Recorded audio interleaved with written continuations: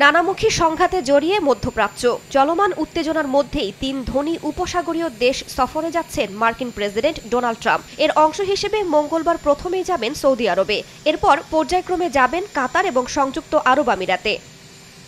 এই ৩ ধনী দেশে ট্রাম্পের সফর নিয়ে শুরু হয়েছে নানা হিসেব নিকেশ। বিশ্লেষকরা বলছেন, সৌদি আরব, আমিরাত ও কাতার ট্রাম্প প্রশাসনের সঙ্গে সম্পর্ক গড়তে মরিয়া, আর তাই নিরাপত্তা চুক্তি, প্রযুক্তি বিনিয়োগ এবং মধ্যপ্রাচ্যে প্রভাব বিস্তার সহ বিভিন্ন ইস্যুতে আলাদা ছক কষছে দেশগুলো।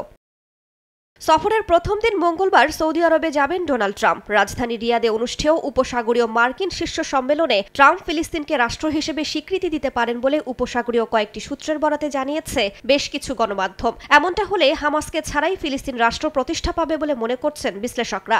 এদিকে বাইডেনের আমলে ওয়াশিংটন রিয়াদ সম্পর্কে টানাপোড়েনের পর ট্রাম্প ক্ষমতায় আসায় আশার আলো দেখছে রিয়াদ। বিশ্লেষকদের মতে, যুক্তরাষ্ট্রের কাছে দেশটির চাওয়া সামরিক নিরাপত্তা চুক্তি, একটি বেসামরিক পারমাণবিক কর্মসূচিতে যুক্তরাষ্ট্রের অনুমোদন আর উচ্চ মূল্যের অস্ত্র কেনার প্রতিশ্রুতি। বিনিময়ে রিয়াদ যুক্তরাষ্ট্রকে দিতে চায় $600 বিলিয়ন বিনিয়োগ, যা আরও বাড়ানোর ইঙ্গিত দিয়েছে সৌদি আরব। তবে তেলের দাম কমিয়ে রাখার ট্রাম্পের চাপ রিয়াদের স্বপ্নে ছাই দিতে পারে এমন আশঙ্কাও রয়েছে।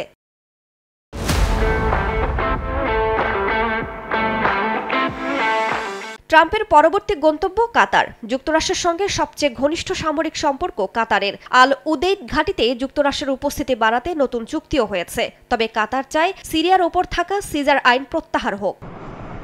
এদিকে ট্রাম্প প্রশাসন কাতারের রাজপরিবারের পক্ষ থেকে একটি বোয়িং 747-8 বিমান উপহার হিসেবে গ্রহণ করতে যাচ্ছে বলে একটি সূত্রের বরাতে জানিয়েছে রয়টার্স। ট্রাম্প দায়িত্ব ছাড়ার পর এটি তার প্রেসিডেন্সিয়াল লাইব্রেরিতে দান করা হবে। বিমানটির দাম প্রায় $400 মিলিয়ন।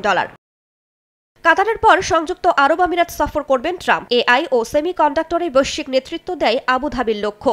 যুক্তরাষ্ট্রে $1.4 ট্রিলিয়ন বিনিয়োগ পরিকল্পনা সামনে এনেছে আমিরাত। তবে বাধা হয়ে দাঁড়িয়েছে বাইডেন আমলের চিপ রপ্তানির নিষেধাজ্ঞা। ট্রাম্পের সফরে সেই নিষেধাজ্ঞা তুলে নেয়ার কথা বলা হচ্ছে, যা আমিরাতের জন্য হবে বড় কূটনৈতিক জয়। রাইসা জান্নাত, সময় সংবাদ।